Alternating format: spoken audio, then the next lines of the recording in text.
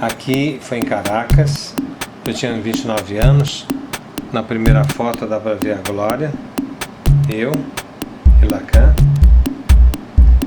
E na segunda foto, Lacan estava assinando um livro, eu estava chegando perto.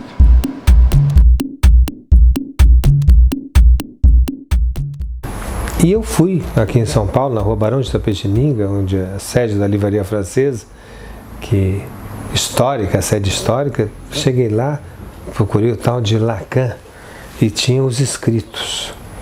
Peguei e abri, não entendi nada. Que ano isso? Isso foi, para ser preciso, isso foi em 75. Foi em 75, porque eu me lembro que nesse ano, em julho, houve o Congresso Brasileiro de Psiquiatria em Brasília.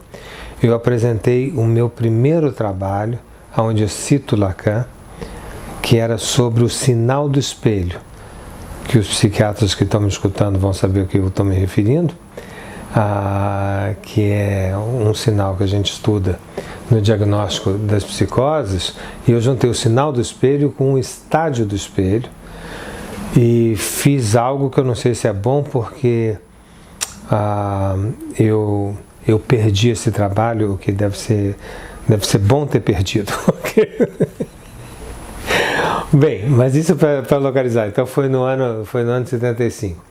Aí eu comecei, eu estava dizendo, eu peguei os escritos, eu entendi o francês, porque eu tinha estudado francês, mas eu não entendia muito o que estava escrito ali. Eu só entendia que havia uma crítica. Eu abri no meio e caí em direção ao tratamento e os princípios do seu poder, e eu vi que tinha uma crítica contra a transferência, que era meu problema nos seminários anteriores. Eu falei, opa, então se essa pessoa, que é um grande psicanalista, está fazendo essa crítica, ele é psicanalista, então eu tenho uma chance de continuar na psicanálise. E foi aí que eu comecei a tentar encontrar pessoas que me ensinassem, que me ajudassem a ler, que me fizessem conhecer um pouco mais Jacques Lacan. Finalmente eu fui encontrando pessoas, não muitas, mas sempre com dificuldade. Todas as pessoas que eu encontrava aqui no Brasil eram filósofos, já tinham ouvido falar. Havia um certo movimento na PUC, ligado aos irmãos Campos, Humberto Haroldo de Campos. Havia um pouco com Marilena Chauí nos seus cursos de Spinoza. E havia um pessoal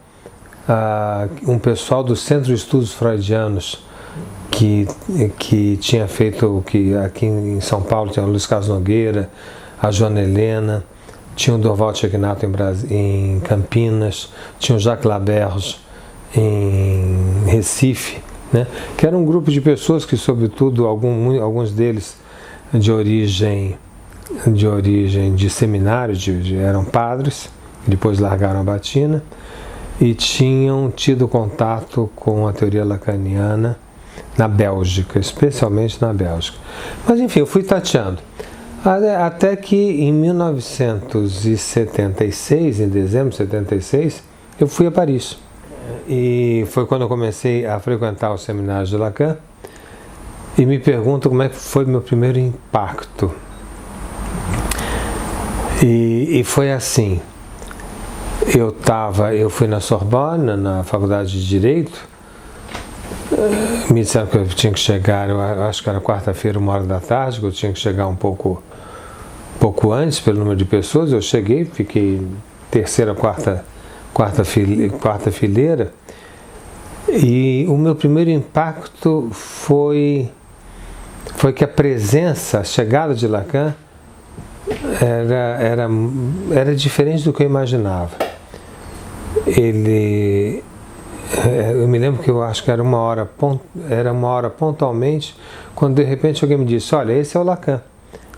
E eu esperava que ele entrasse pelo palco, né, diretamente por onde os professores entram. E aí, não, eu tive que olhar para trás. Ele estava entrando pelo fundo da sala. E era um homem menor do que eu imaginava. Eu não sei se eu imaginava bobamente um grande professor, devia ser grande, mas era um homem era um homem menor, um cabelo muito grande e um casaco de pele imenso, que eu não tenho a menor ideia do detalhe, porque só me ficou a impressão. A impressão era que era uma coisa meio rosa, meio uma cor esdrúxula.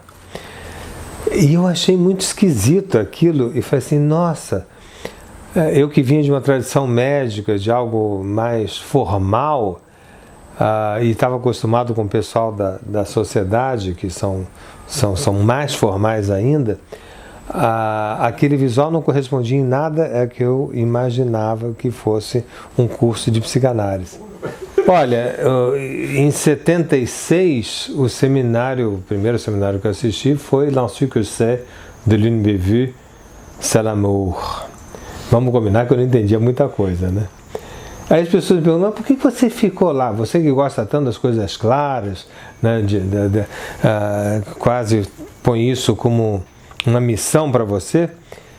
Eu falei, eu acho que eu fiquei lá porque eu acho que Lacan, ele explica bem a televisão, porque alguma coisa se dava, tipo Caetano na Avenida São João, alguma coisa acontecia ali que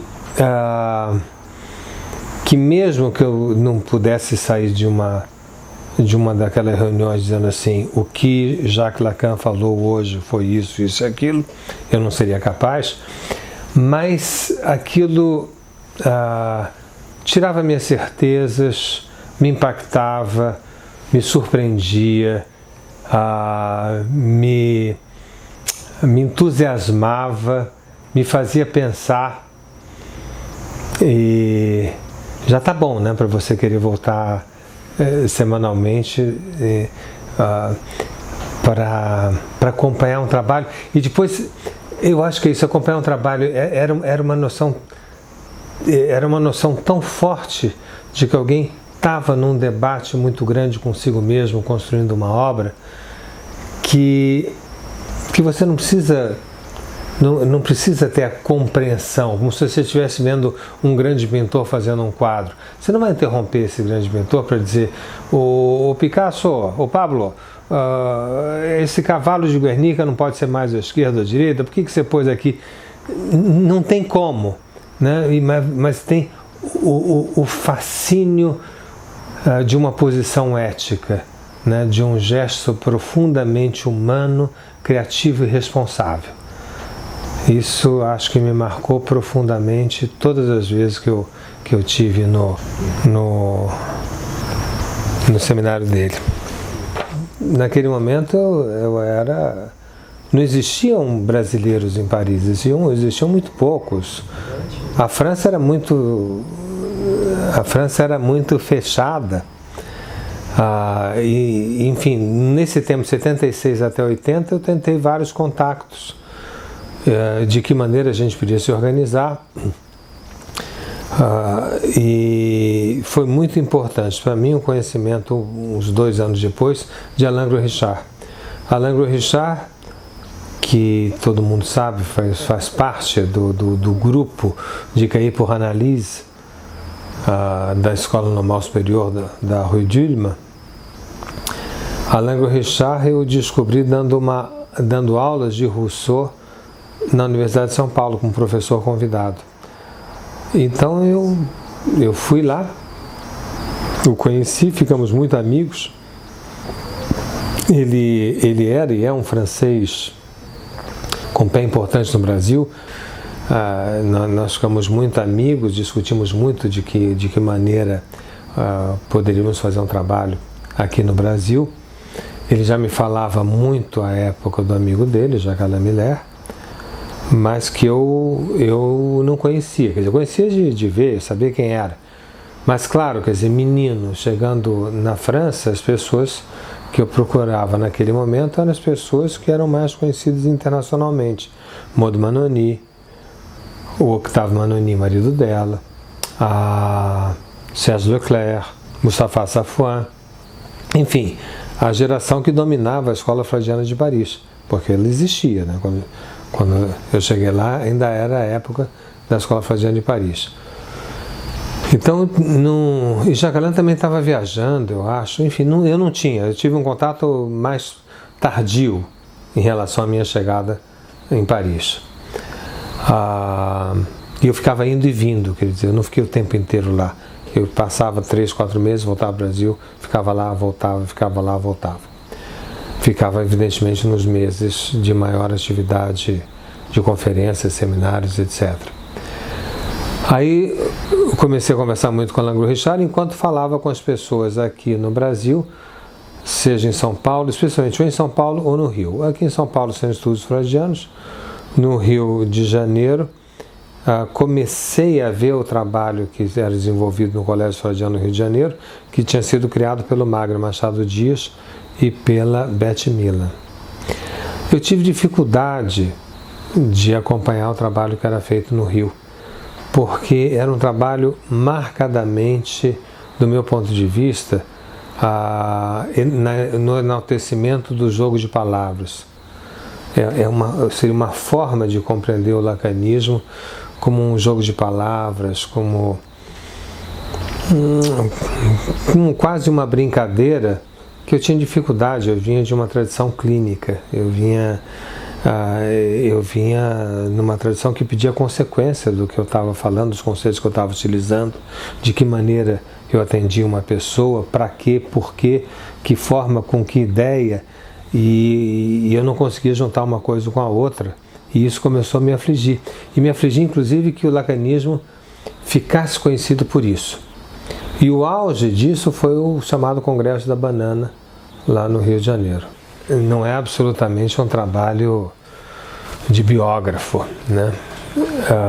Ou de história da psicanálise. É aquilo que ficou em mim do que eu vivi na criação do lacanismo no Brasil.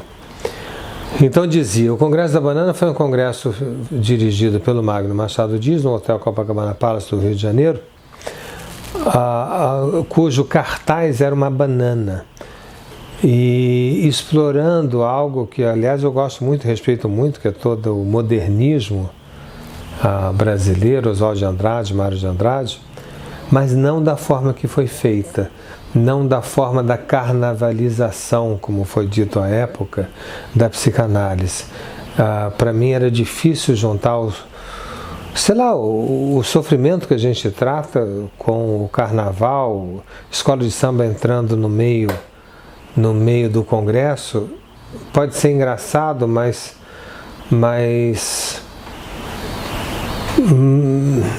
eu não conseguia entender aquilo. E eu achava muito importante apresentar uma outra vertente. Tipo assim, Lacan, ao menos o meu Lacan não era aquilo. E eu estava com isso na cabeça quando fui para Caracas, quando Lacan veio a Caracas, em julho de 1980. Foi aí que eu conheci mais pessoalmente, né, o Jacques Alain Miller, através do Alain Richard, que eu já disse que nós já tínhamos conversado, já tinha cruzado, mas não era uma pessoa, não era um amigo meu, não era uma pessoa da minha intimidade. Aí, naquele momento, o Jacques Alain estava tomando a liderança do movimento lacaniano. Eu resolvi convidá-lo para vir ao Brasil. E aí nós fomos num bar no hotel que a gente estava, um bar vagabundo, um bar desses de fórmica, né? Ninguém pensa que era um bar de lambriz, sei lá o que, não, bar ruim, até bom de fazer reunião, porque não dá para aguentar muito tempo ficar naquele bar. E a gente sentou e eu contei essa história do Congresso da Banana, da maneira que o lacanismo estava se desenvolvendo no Brasil, das minhas preocupações, e expliquei para ele o termo lacanagem.